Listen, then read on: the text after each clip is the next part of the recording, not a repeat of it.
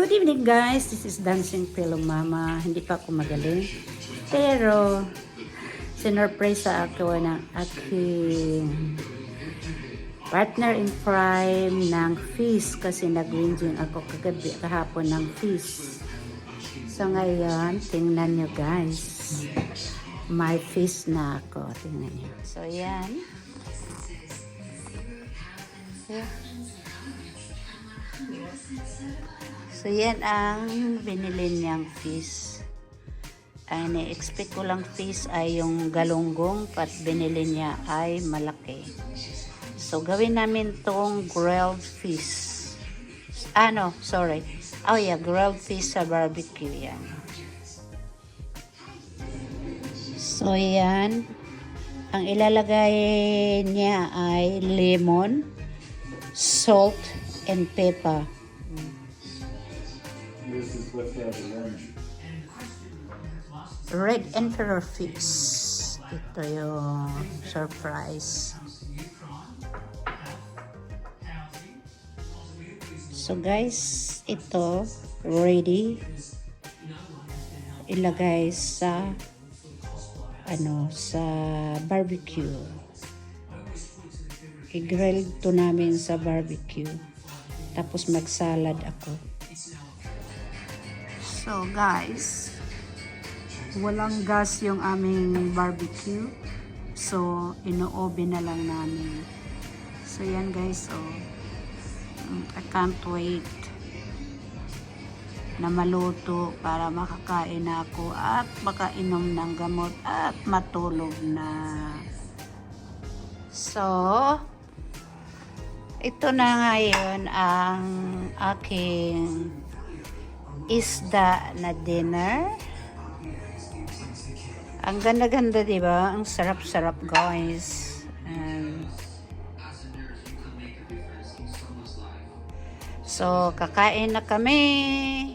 Time now. So, ang rice ko is just that much. And fish. So, ito yung fish.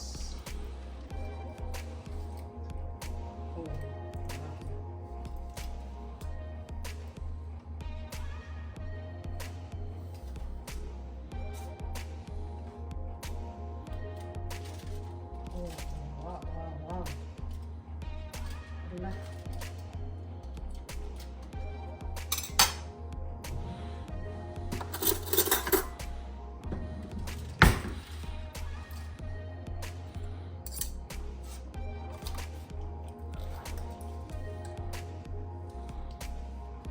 So look at this one guys. I love it. And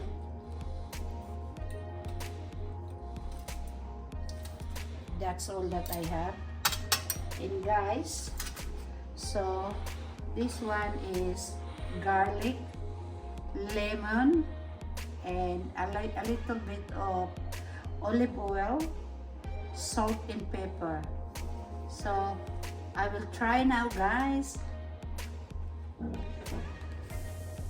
So mayroon akong suka, saka sili.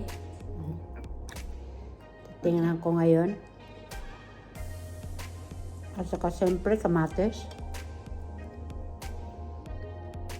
Ano ko kung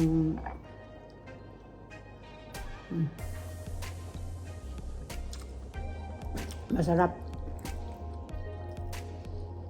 Kain tayo guys.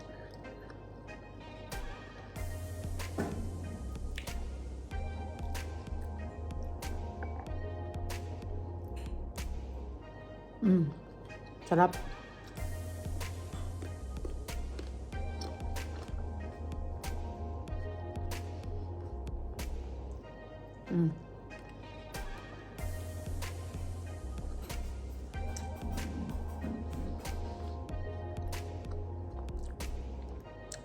Kunti lang kanin kinain ko guys kasi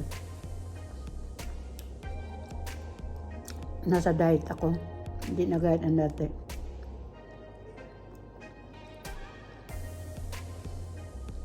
Saka nagsisili na ako para maganda ang ano ng metabolism.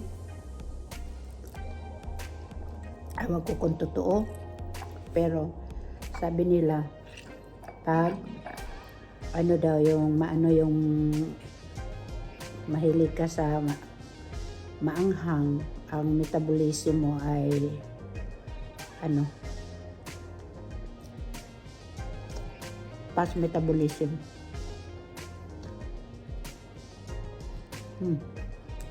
Nakasama mo. Yum.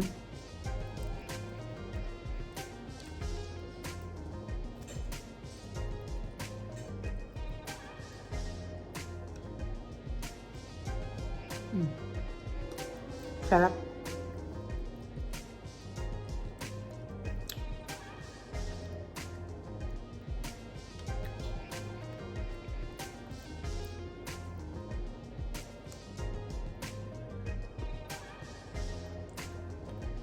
Yan lang ang hirap guys pag kumakain ka ng ulo. Maraming tinik.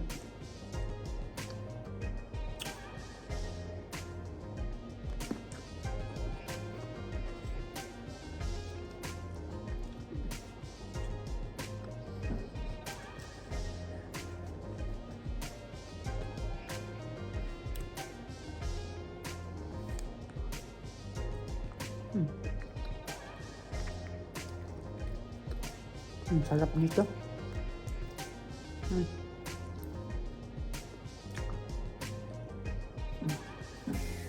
Masakit na yung tiyan ko sa kakaupo. Hindi pa talaga ako pwedeng upo ba?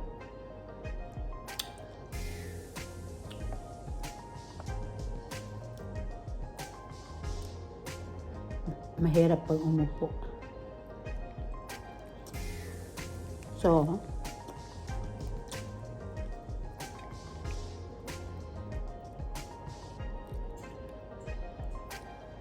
sarap guys.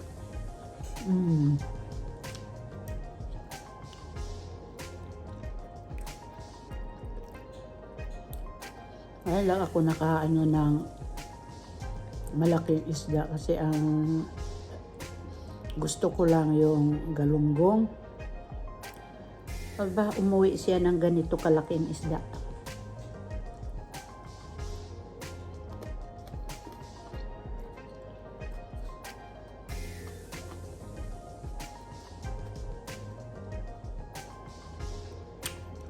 Kaya,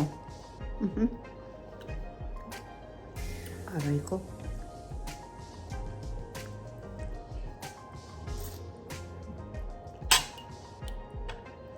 Busog na ako guys. Hindi ko ata ito maubos. Kasi busog na ako.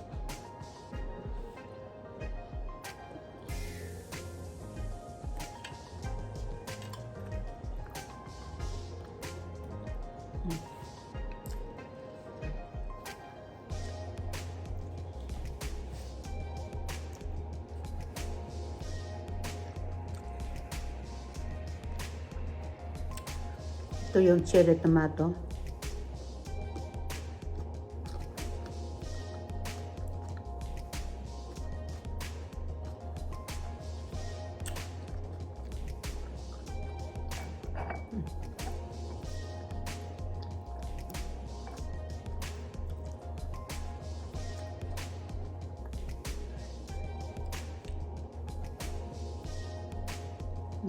Kaya kung mata.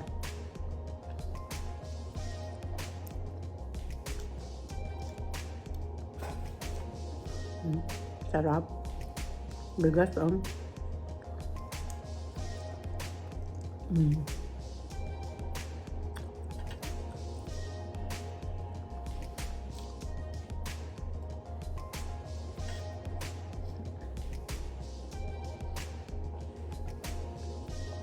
Ang sarap.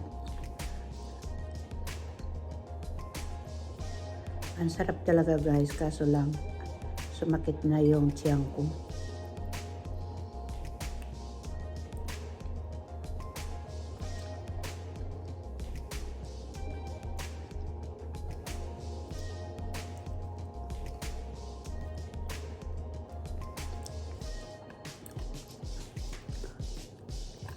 So, ayun na guys. Ubus na.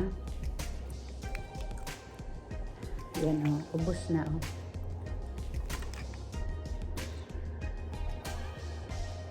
So, hanggang dito na lang guys. Ubus na ang aking pagkain. Sige guys. See ya. Busog na ako. Anyway, kung hindi pa kayo subscribe kay Dancing Pillow Mama, please like, share, subscribe para alam nyo kung magaling na ba si Dancing Pillow Mama. Ngayong next week, Wednesday, October 9, yun ang check-up ko sa aking surgeon kung ang healing sa aking loob ng operasyon sa tiyan, kung okay na, kung good healing or bad healing. Pero sa ngayon ay tag nito, nasa pain pa rin ako. So salamat guys sa pag-suporta sa aking channel. I love you all. Bye bye.